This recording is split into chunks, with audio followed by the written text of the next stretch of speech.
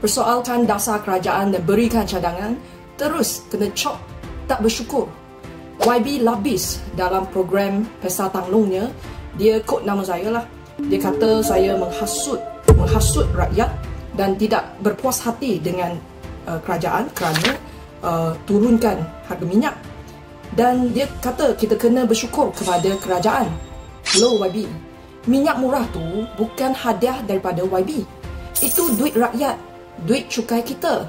Tak ada hak ke kita tanya soalan? Dan jangan lupa YB, kamu diberikan mandat oleh rakyat.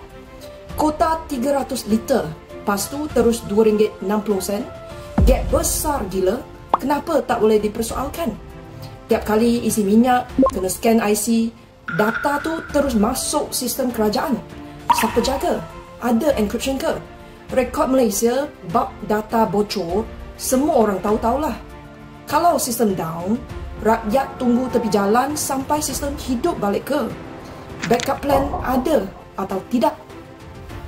Orang asing dan syarikat bayar RM2.60, okey. Tapi kawalan ada ke?